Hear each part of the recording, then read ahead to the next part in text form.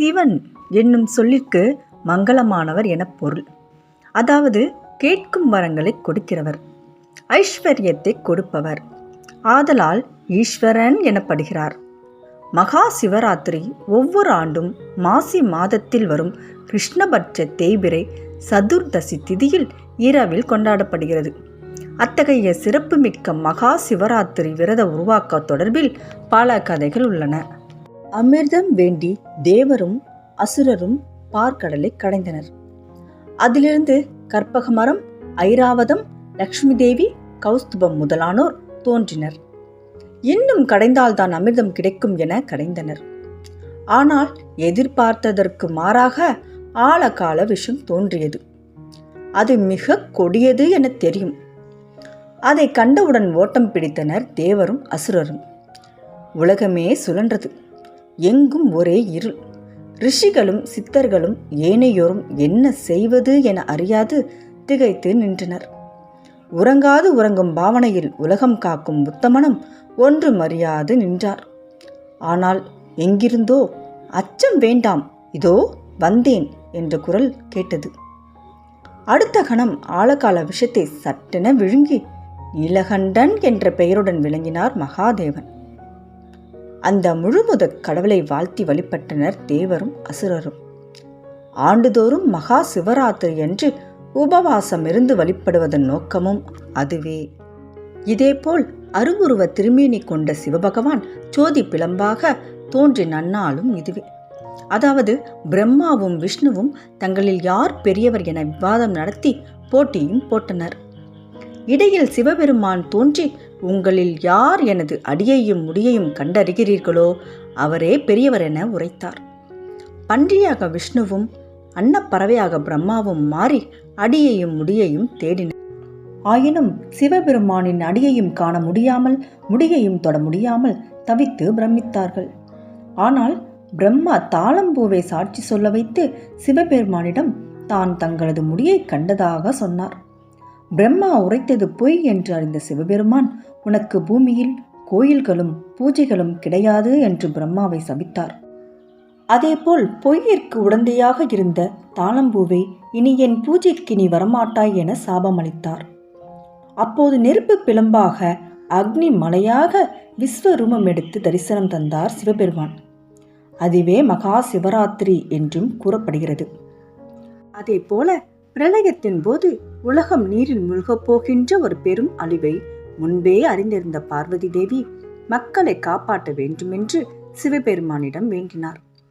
சிவபெருமான் பார்வதி தேவியின் தியாக உணர்வையும் கருணையையும் கருத்தில் கொண்டு தனது சக்தியால் உலகத்தை மீட்டெடுத்த நாள் மகா சிவராத்திரி என்றும் கூறப்படுகிறது. மேலும் பாண்டவர்களில் ஒருவரான அர்ஜுனன் தவம் செய்து சிவபெருமானிடமிருந்து பாசுபதம் என்னும் அஸ்திரத்தை பெற்றதும் இந்த சிவராத்திரி தினத்திலேயே ஆகும்.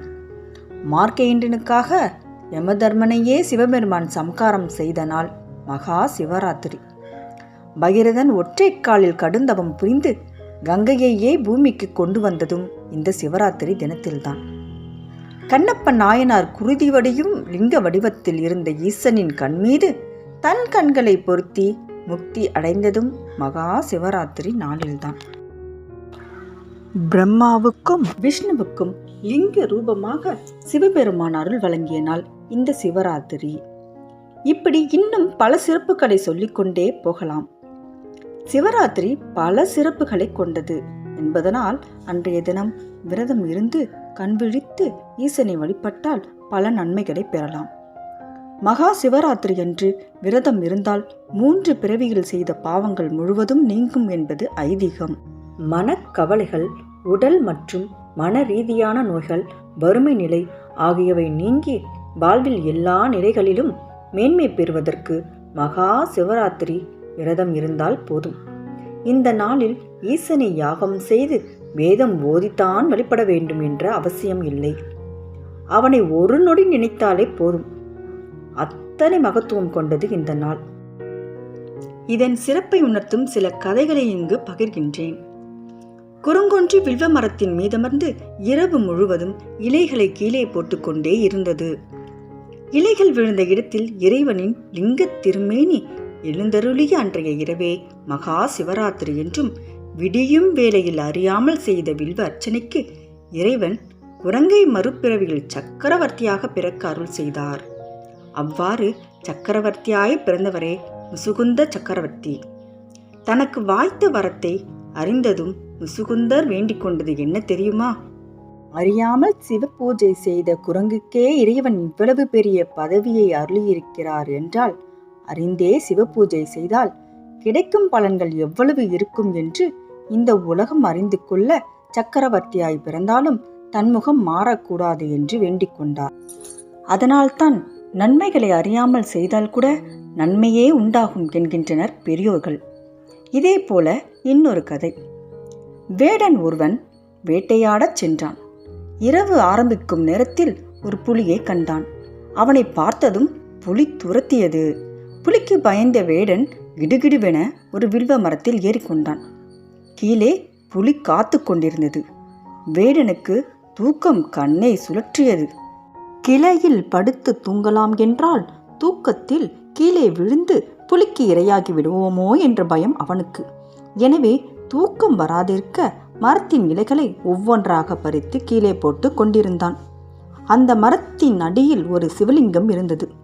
வேடன் பறித்து போட்ட வில்வ இலைகள் சிவலிங்கத்தின் மேல் விழுந்து கொண்டிருந்தன. அன்று சிவராத்திரி.